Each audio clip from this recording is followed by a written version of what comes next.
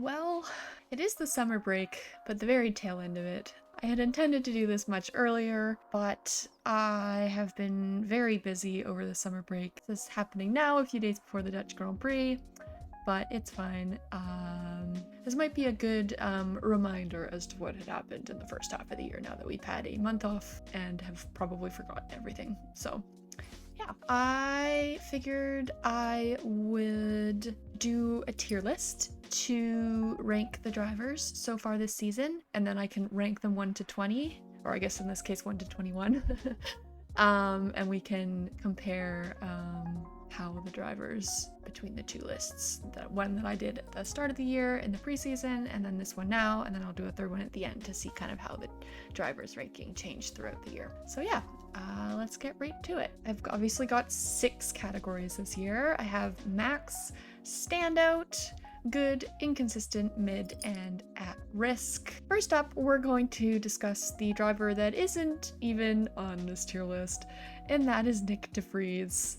And he is obviously in last place in that he is so at risk that he is not even on the board.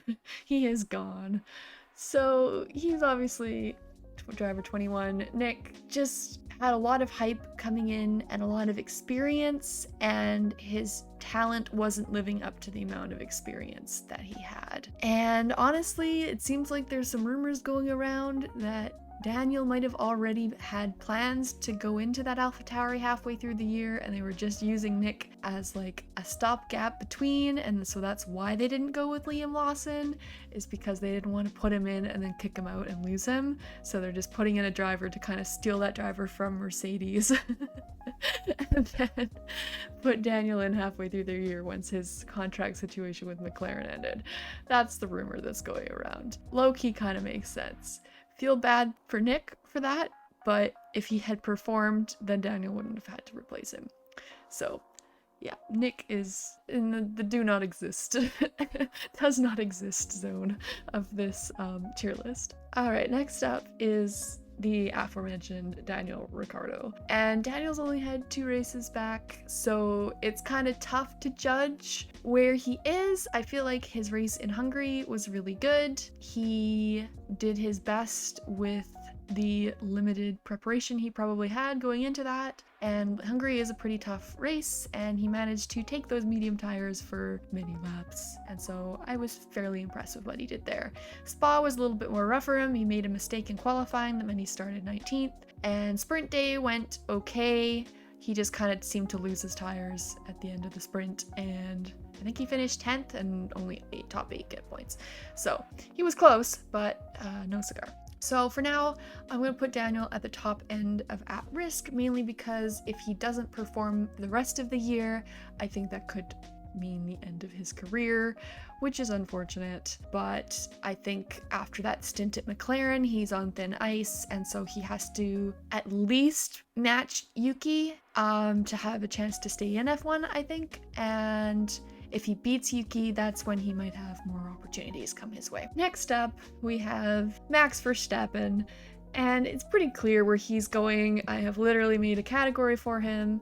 If anyone in the world does not have him as the best driver of the year this year, I think they're delusional. So yeah, Max is getting his own category. He has literally had 3 race sessions where he has not finished first. It has been the Saudi Arabia race, the Baku sprint, and the Baku race. That is it. He has come first in every single other sprint and every single other race. That is unbelievable. He is going to match Sebastian Vettel's 9 win in a row record, which no one thought anyone would ever match. And he has barely made a mistake this year, and he's just so unstoppable in that car, and his teammate just cannot keep up with him at all.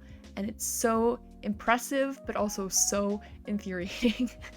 So he gets that category all to himself. And speaking of his teammate, Sergio Perez, I am throwing in mid. Now, Sergio is the only other driver to have won a session this year. He won, obviously, in Saudi, he won in Baku, and he won the Baku sprint as well. But Since about Miami, he has been struggling. The fact that he missed Q3 in that car 5 times in a row is borderline unacceptable. Like, not even borderline, unacceptable. And it has called into question his race seat. As much as Red Bull like to say that he is fine and good, I think in the back of their minds they're thinking next year when Mercedes figures their stuff out and Ferrari figures their stuff out and McLaren continues to climb, is having Sergio in that second seat going to be good enough to keep us in the number 1 spot and get that constructor's title? Because that is the big question. If it starts costing them money, then is it worth it to keep him around? So the only reason why I don't have him at risk is because of that start to the year. I feel like recency bias pushes him lower, but he should be performing better in that car, and he is not. All right, next up we have Fernando Alonso. And Fernando is driving nothing like a 42-year-old. He has been beyond his years. It's been so impressive. The fact that he started the year with a podium in 5 of the first 6 races was incredible. I think Bahrain was so exciting when it happened because he was on the podium and then he just kept doing it, and it was so good. I am so happy that I saw him podium again in Canada, which has actually been his last podium that he's had.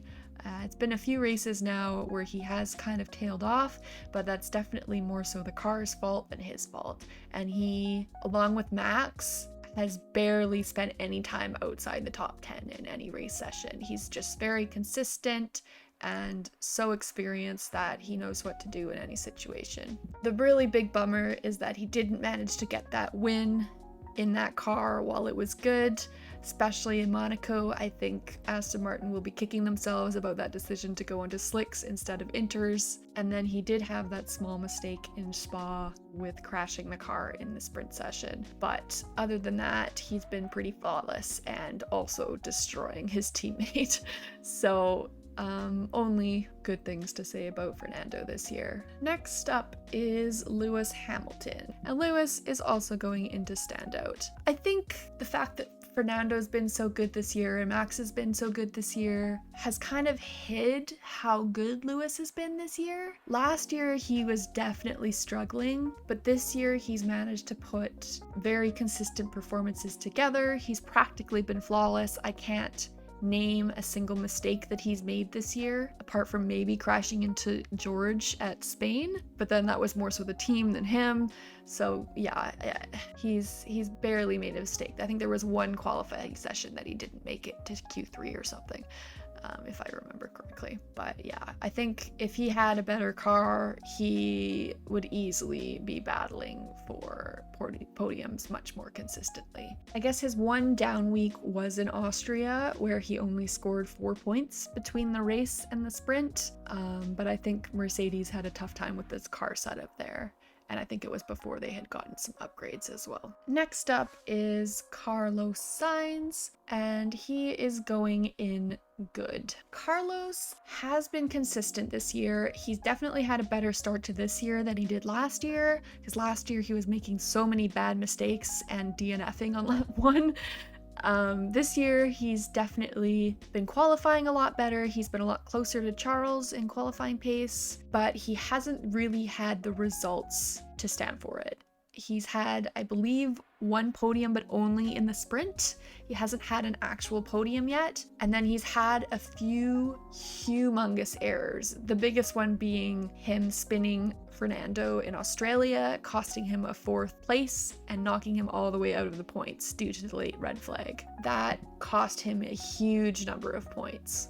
And then there was also the incident with Oscar in Spa, which was a driver's incident, but he took a lot of heat online after that one for blaming Oscar for being too ambitious when he locked up and had to try and cut the corner to not crash into the back of Lewis. So, potato. Carlos has been better, but he does need to take those mistakes out of his driving because there have been several occasions where it's cost him good points. Next up is George, And George, I also have in good, just ahead of Carlos. Oh, if I can get them fit in there. Okay. George definitely started off the year strong. I think he was a little bit stronger than Lewis at the start of the year when the car was still kind of bad. But then once they brought those upgrades in, Lewis has vastly outperformed George. He really hasn't had too many mistakes. He did have that crash in Canada, which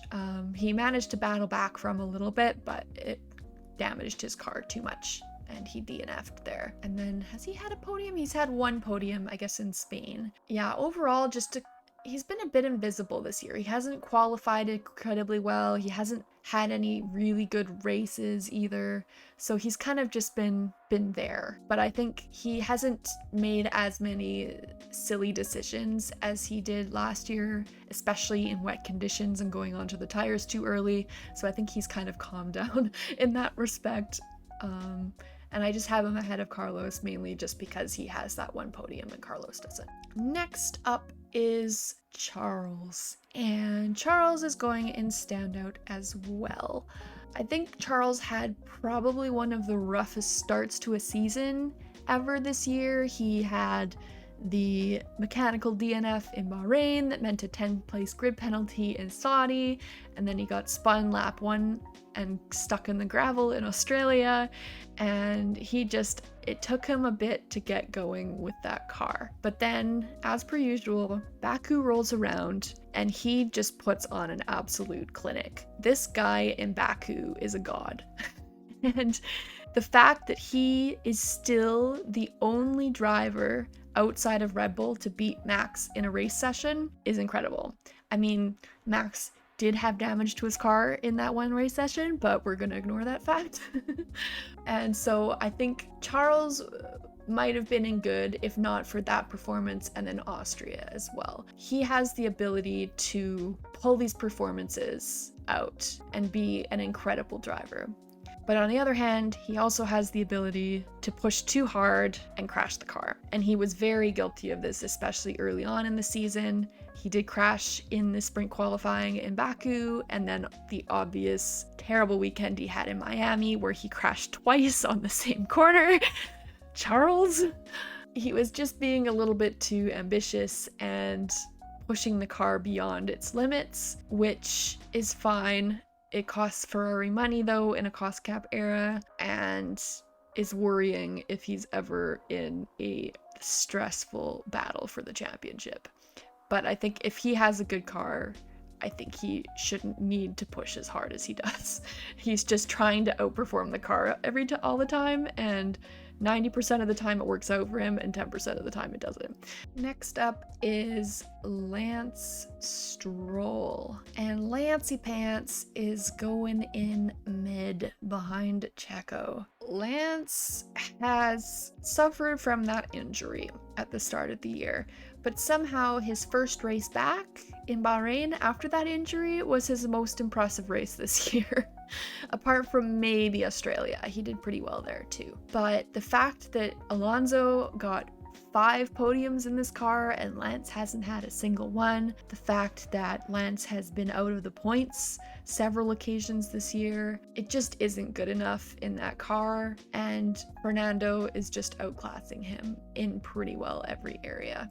Next up is Lando, and if he had asked me maybe 5 races into this season, he might have been down in like inconsistent mid. It was a bit of a rough start for Lando. He had that crash in Saudi, he crashed in Monaco in qualifying, and he wasn't really doing anything with that car that was special like he usually does, and it was very much making me feel vindicated for them kicking Daniel out, because it kind of proved that it wasn't necessarily Daniel and it was the car.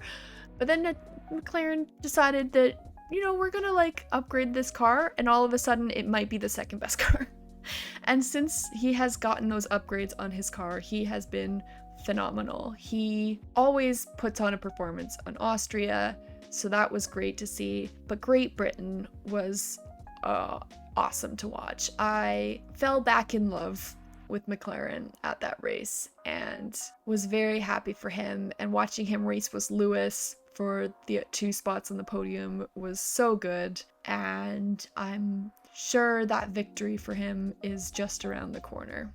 Oh, but I guess I didn't place him. So I'm going to put him in Standout just ahead of Charles, mainly because he hasn't had as many very large mistakes as Charles this year. Next up is Esteban. And Esteban was tricky because he has had the one phenomenal performance in Monaco. But then you think to the fact that he had probably two of the most embarrassing races, maybe ever, at least since I've started watching F1. And that was Bahrain, when he tied the record for the most penalties in a single race, when he didn't start right, the team didn't serve the penalty right, and then he sped in the pit lane. And he was so far behind everyone else, and then they had to retire him near the end of the race. But then he decided to outdo himself in Austria. Now, part of this is the fault of the FIA, because they, along with many of the fans, kind of see Alpine as very irrelevant and very mid, and so didn't really pay them any attention during the race, to the point that Esteban managed to rack up 30 seconds in penalties for track limits. Whereas if the FIA had noticed that he'd been doing that early on, he probably wouldn't have made that many errors, kind of like how Lewis got the penalty early, and so he was able to adjust his driving to not get as many penalties. But the fact that they never told Esteban that he was driving over the limits meant that he got all these penalties. So I do blame the FIA a little bit for that. But both of those were horrendous races. And then there's been 4 other races where he's DNF'd. 2 of them have been mechanical, and then 2 of them were just completely out of his control. But it's just been a very rough year for Esti Besti, except for Monaco. And so Monaco is the only reason why I have him in as inconsistent. He's very borderline good, but yeah, those 2 horrendous races, I just cannot put him any higher than this. I'm sorry. Now, next up is Oscar. And I think everyone was very impressed by his race in Spa, and I would agree, and Great Britain as well. But I think it did take Oscar a little bit of time to get used to F1. He didn't have any major mistakes apart from crashing in Canada Quali, but there wasn't anything that was super standout either. He was just putting in laps and getting used to the car. But yes, once he got those upgrades on, he has greatly improved, and he's been impressive to watch, and a lot of people are calling him the best rookie since Lewis Hamilton. I would probably say best rookie since Charles Leclerc, but he's been very, very good. But the fact that this is a rookie, I think that puts him in Standout. It's been very impressive to watch, and he definitely has the temperament to be an F1 driver for a very long time, and likely a successful F1 driver for a very long time. And so I'm very excited to see where he goes the rest of the season, and I would not be surprised if he gets a podium within the next few races. And next up is Pierre Gasly. And Pierre has, I think you look at his season, you're like, he's being outperformed by his teammate. Like, he has less points, he hasn't qualified as well. But then you look at some of these weeks and you look into them a little bit more, and you realize that Pierre has probably had one of the most unlucky seasons we've seen in a while. He's been taken out randomly in like 3 races, one of those being his fault. He's had a great qualifying performance, and then his team hasn't informed him of a car coming behind him, and he's gotten impeding penalties. And that's happened like twice, and then twice in the same race as well. He just hasn't really been able to get any momentum going because of these crashes that keep happening. It's been tough to judge his season for that reason. So I think he's doing a lot better than people seem to think, but he's also been the cause of the crash between himself and Esteban in Australia, which cost Alpine a huge number of points at a time in the season where they were much better than McLaren. So that's very unfortunate. He seems to have gotten better recently though. That sprint performance in Belgium was very good, And so I'm hoping that he will keep improving throughout the rest of the season. So I have him in inconsistent behind his teammate. Next up is Alex Albon. And Albon has done things with this Williams that are kind of unbelievable. I was witness to his incredible race in Canada.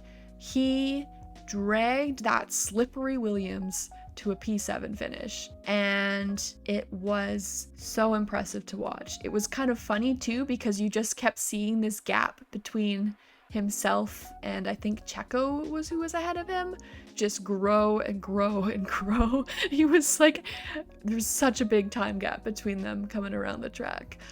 But yeah, he had such an impressive race there.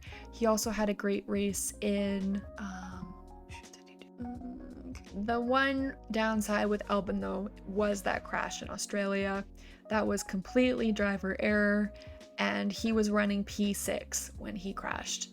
And so that cost Williams so many points, and it's really unfortunate that that happened. So I am docking him a little bit for that, but I still think that the vast majority of races this year, he's been so impressive, and so I have him in standout, just ahead of Oscar. Next up is Nico Hülkenberg, and the Haas boys are so difficult to place because it is so clear that they have a very good car in qualifying, and this is proven by how many times Nico has gotten into Q3. I think he has had more, if not about the same number of Q3 appearances as Checo, which the fact that he's doing that in a Haas versus a Red Bull, Checo. But it's so clear that that car is a tire muncher, and I don't think there's anything that Nico could do to perform better in the races than he is. And the fact that he managed to put that Haas in, I think, was it P6? I think in the sprint in Austria was so good to see. He made a good call with the tire strategy there and managed to optimize and get the number of points that he was able to get there. And he's definitely outperforming his teammate this year, which is very surprising considering I think everyone thought that Kevin would be very settled in that Haas team and be kicking ass just like he did in 2022. But it seems like Nico has kind of snatched that title, and it's kind of settled the debate between who's better between those two, at least for now. So for Nico, I'm throwing him an inconsistent between the two Alpine bros, just because I just don't really know where else to place him. Yeah, I don't know. He's had some really, really good races and some very, very bad races, and so it's kind of dependent on the car, I think, but I kind of have him in inconsistent for that reason. Next up, I have Valtteri Bottas. And Valtteri has been disappointing this season, but I think it's mainly because the Alfa Romeo has been disappointing this season. Valtteri, as per usual, did very well in Bahrain. It's one of his best circuits, but then he's just been nowhere since then. He's been invisible in the races. He hasn't had any like hugely spectacular qualifying performances apart from maybe Hungary. And yeah, he seems like he's in a better space mentally, but maybe that lack of pressure has also meant that he hasn't really pushed himself as hard as in past years. So I don't know. I think Valtteri is a vibe off track, but on track, he seems to be nowhere this year. So I have him in mid behind Checo and Lance, just because at least Lance and Checo have had a few races where they've been like pretty good. Valtteri's just been nowhere like all year. Okay, next up is Zhou Guanyu, and Zhou I'm putting in at risk behind Daniel. I think Zhou has been close to Valtteri in performance this year, and he's had a couple really good standout moments, particularly his race in Spain was really, really good, and then his qualifying in Hungary. But then it seems like when he does have these good moments like that qualifying in Hungary, it just completely blew up in his face. Like that start in Hungary must have been so demoralizing, and I don't know if it was the team's fault or his fault, but just when you're qualifying P5, something like that just cannot happen. And so I am a little bit worried for him, more so because if Théo Pourchaire does very well in F2 and manages to win that championship, I think there could be some pressure there on Joe, but it's tough to say because that car is just not good. Next up, I have Yuki Tsunoda, and Yuki I'm putting in the top end of good. There have been so many races this year where Yuki has been in P10 or P11. He's like borderline points. So many races. And he's had a little bit of unluckiness. There was that incident with Joe in Spain, which cost him a couple points, which was pretty borderline and kind of unlucky that he got that penalty. Not sure if it was fully deserved, but then he's had a few performances where he's been really good, and he's managed to get a point in Spa, and then 2 other races at the start of the year that I've completely forgotten about.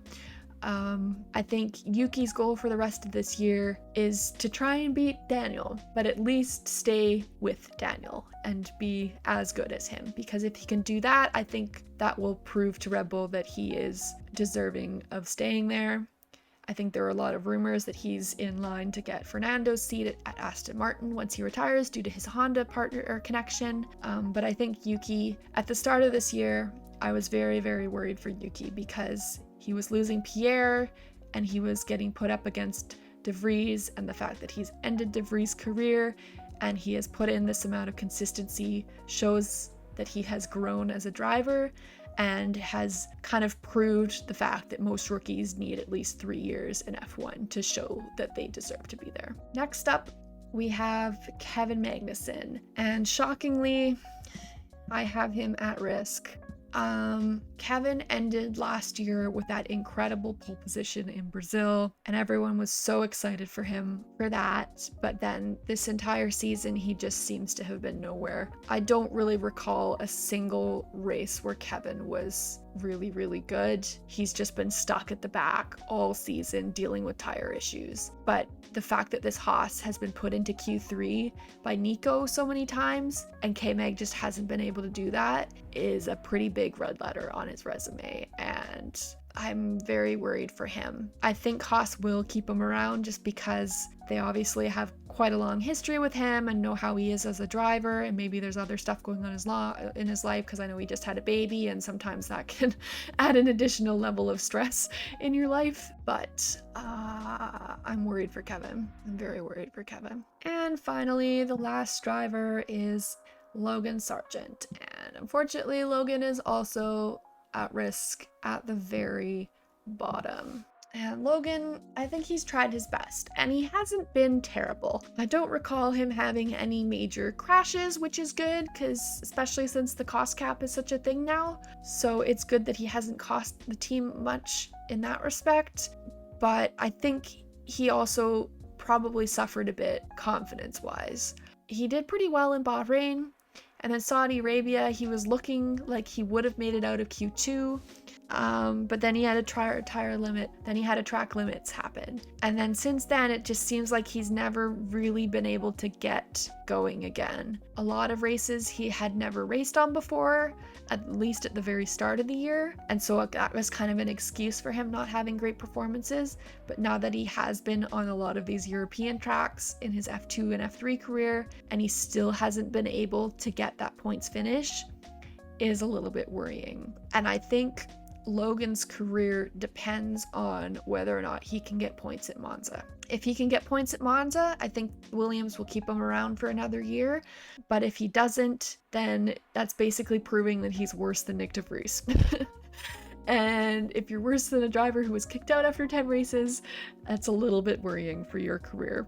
So we'll see what happens with Logan. I think he should be able to do it in Monza. I believe in him, and I think he can get that points finish. So that is my driver ranking. Let me know if you would move any of them anywhere else. It was kind of tough to place some of them. I think that the variety in the cars is a lot more this year, and so it's very car dependent how well drivers do on certain tracks. So apart from Max, I feel like the top 3 are pretty set, and probably the bottom 4, 5 maybe, but then everyone in between It's kind of wherever you feel like they should be. Very comparable years for them. Now let's take a look at the comparison to the start of the year. So we can see that the biggest movers have definitely been Tsunoda and Piastri, who I had near the bottom at the start of the year. I think Piastri had yet to prove himself, so I kind of had him low because of his rookie status. And Tsunoda I had low because he was looking like it was going to be likely that he was going to lose his seat if he didn't improve. Hulkenberg was also bumped up quite a bit because he had also been coming in after a few years out of F1, and so it was tough to know where he would be at. And then Albon has been a big mover as well. He was really good last year in Williams, but this year has been outstanding and fully deserving of a top 10 ranking for drivers this year. The biggest decreases, definitely K-Mag. He has struggled in that Haas this year after having a decent year last year, and Perez and Bottas have also dropped off. Perez particularly hasn't been able to impress in that good car, whereas at the start of the year I had him in the top 10 because he seemed to have more consistent finishes and was at least a little bit closer to Max last year. This year he's been nowhere, and Bottas is kind of starting to, I feel like he's losing motivation a little bit, and so he hasn't been as impressive in a car that isn't very good. And then Russell and Sainz just haven't really had any standout performances this year so far, kind of like they did last year, so they've also been knocked down. So yeah, that is how the drivers have changed since the start of the season. So let me know in the comments down below how you would rank these drivers and if you're surprised by how any of them have changed over the course of this year. See you all this weekend for the Dutch GP. I'm very excited that F1 is back. I have missed it so much, even though Max wins every time.